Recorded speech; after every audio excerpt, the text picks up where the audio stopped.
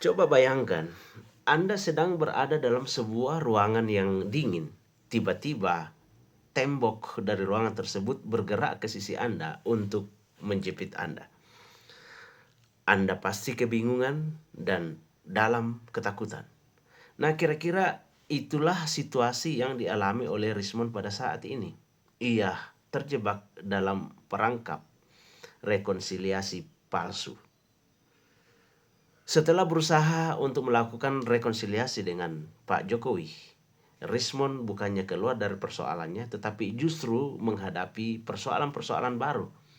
Ia dilaporkan oleh relawan Jokowi dengan tuduhan ia telah menggunakan ijazah palsu atau identitas palsu ya sebagai seorang cendekiawan dengan mengklaim bahwa ia telah mendapatkan ijazah dari Universitas Yamaguchi Jepang.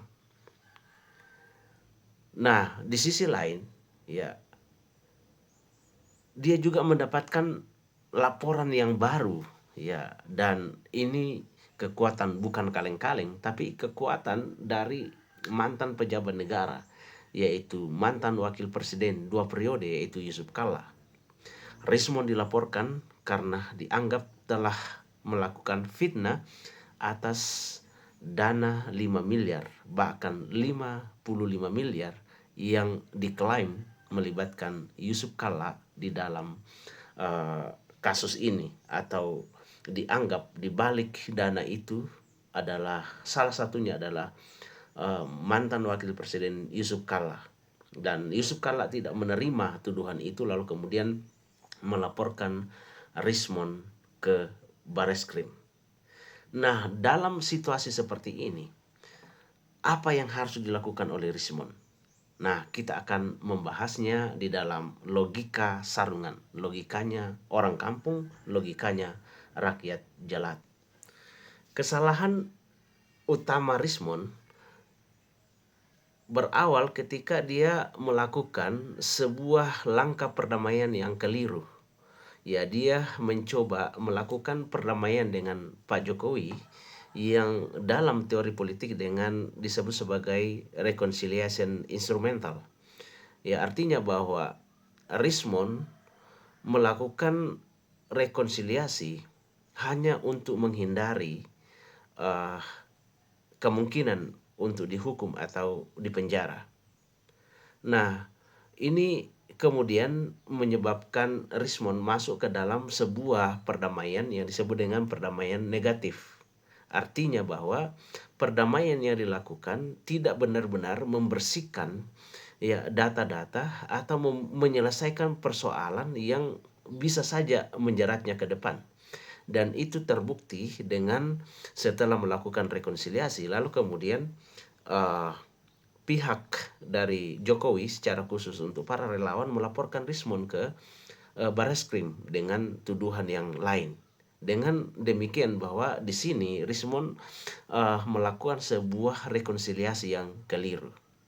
Tapi di sisi lain, Rismond yang ingin melakukan rekonsiliasi, tapi justru kemudian melemparkan isu yang lain, ya dia ingin berdamai dengan pihak A yaitu Jokowi dan kelompoknya, tetapi di sisi lain justru dia melempar sebuah isu yang kemudian menghantam integritas pihak lain, sehingga pada akhirnya pihak yang lain ini menjadi marah. Mungkin dalam situasi seperti ini Rismond seolah-olah ingin mencari pelindung baru ya dengan mengeluarkan sebuah pernyataan yang menyerang pihak lain, dan itu bukan tokoh kaleng-kaleng tapi tokoh besar.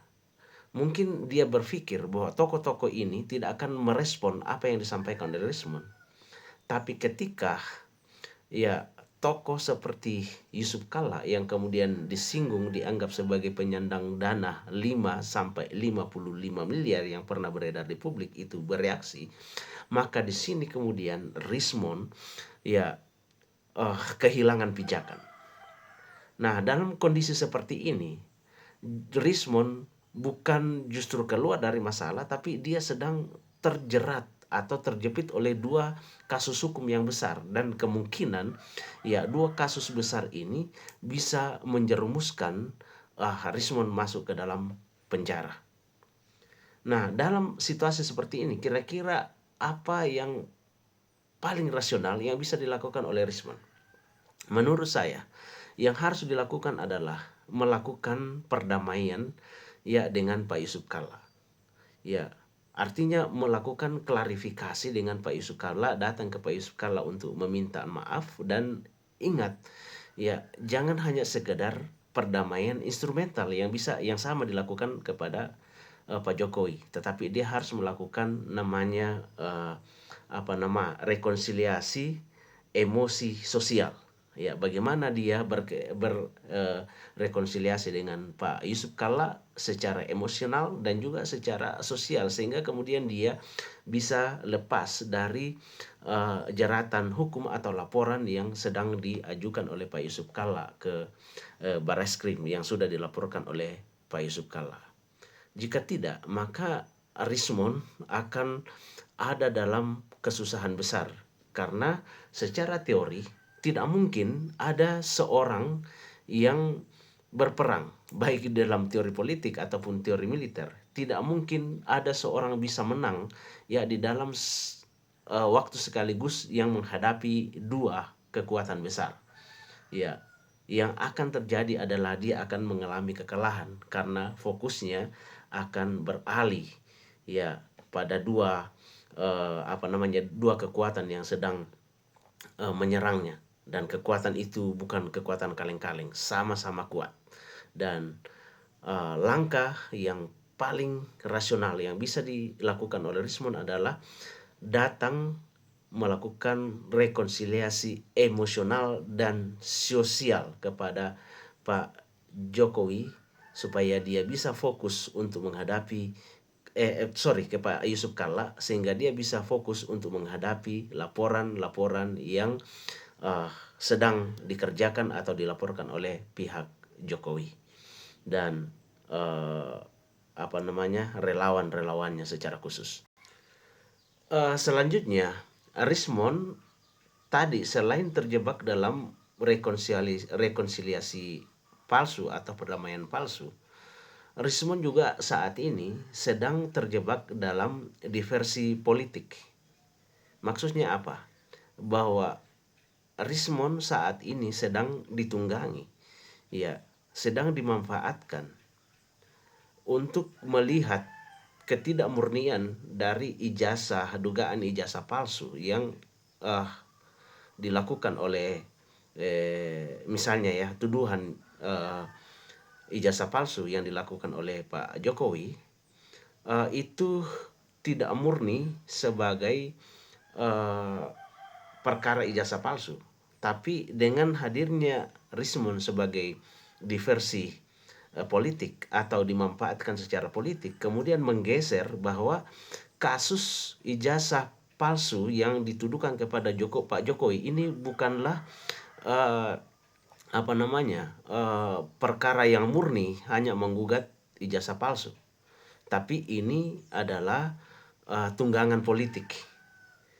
Jadi Rismon saat ini sedang menjadi kambing hitam, dimanfaatkan sebagai seorang korban yang kemudian dimobilisasi narasinya bahwa apa yang dilakukan oleh Rismon dan kawan-kawan dulu itu dengan menggugat keaslian dari ijazah Pak Jokowi itu kemudian ditunggangi, ya, bergeser bahwa menggeser paradigma ya, ataupun dikreasi paradigma yang dikreasi bahwa apa yang dilakukan Rismon ini adalah tunggangan politik.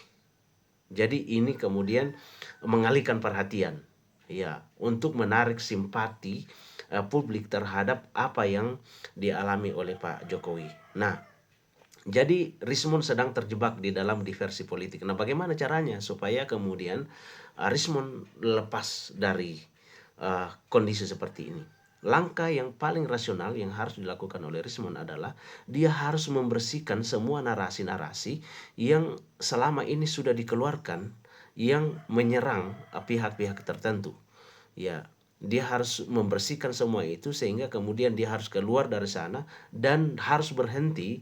Ya, dia harus berhenti untuk menyampaikan pernyataan-pernyataan yang eh, membuat pihak-pihak lain atau membuat dirinya tetap ada dalam pusaran diversi politik itu. Jadi dia harus berbicara, ya, mengembalikan dirinya sebagai seorang akademisi dengan data dan fakta. Kenapa? Karena dua tokoh ini, yaitu pihak Jokowi dan kemudian uh, apa namanya uh, Yusuf Kalla, itu mengharapkan apa yang disebut dengan uh, finalitas politik. Mereka dua-duanya, ya, mengharapkan berhenti kasus kegaduhan ini, ya. Jadi kegaduhan-kegaduhan yang tadi sebenarnya baik Jokowi maupun Yusuf Kalla itu berhak memiliki mimpi supaya tidak terjadi kegaduhan dan itu kemudian berhenti kasus yang menyeret dirinya. Karena itu, Rismond juga harus melakukan hal yang sama, harus merindukan bahwa namanya finalitas politik, dia harus menghentikan kasus terhadap dirinya. Ya, jangan sampai ya dia terseret-seret di antara dua kekuatan besar ini. Karena itu, Rismond harus muncul, ya, mengklarifikasi semua hal, ya, dengan fakta dan data dari apa yang dilakukan selama ini, lalu kemudian berhenti untuk mengeluarkan pernyataan-pernyataan yang bisa saja menyinggung pihak-pihak lain. Jadi itu adalah langkah yang harus dilakukan oleh Rismond. Nah, selanjutnya, jika Rismond benar-benar ingin ingin uh, diterima secara moral, maka langkah yang harus dilakukan oleh Rismond adalah tetap menghadapi kasus ini. Ya, dia harus gentleman untuk tetap menghadapi dua kekuatan besar ini, yaitu kekuatan dari laporan dari relawan Jokowi dan juga kekuatan dari laporan Pak Yusuf Kalla. Jadi jika Rismond ingin kredibilitas moralnya naik, maka dia harus menghadapi ini, tapi dengan syarat. Dia harus punya bukti yang kuat. Ya, dia harus bisa membuktikan bahwa apa yang dituduhkan itu tidak benar dan dia bersedia untuk maju ke pengadilan untuk membuktikannya. Setidaknya dia dalam kasusnya Pak Yusuf Kalla, dia harus setidaknya membuktikan dua alat bukti. Ya, minimal ada kwitansi dan bukti transfer. Kalau tidak, maka Rismond akan semakin terpuruk. Ya, dia akan justru bersiko besar untuk menghadapi hukuman berat, ya, akan terkena dengan undang-undang ITE.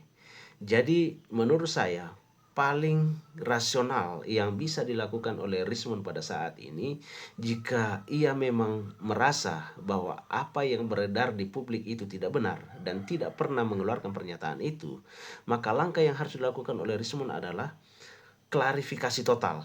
Ya, semua hal yang beredar di publik yang membahayakan dirinya, dan secara khusus meminta maaf kepada Pak Yusuf Kalla bahwa apa yang telah beredar itu bukanlah keluar darinya. Kalaupun itu keluar dari dirinya, maka dia meminta maaf akan hal itu. Dan dengan demikian saya percaya bahwa seorang tokoh seperti Pak Yusuf Kalla akan legowo dan akan bisa menerimanya. Dengan demikian, ketika Rismond melakukan langkah ini, maka dia akan memiliki fokus, ya, memiliki kekuatan untuk menghadapi tuduhan-tuduhan yang diajukan kepadanya yang sudah terlanjur, ya, berproses di Bareskrim secara khusus yang dilakukan oleh para relawan-relawan Pak Jokowi. Jadi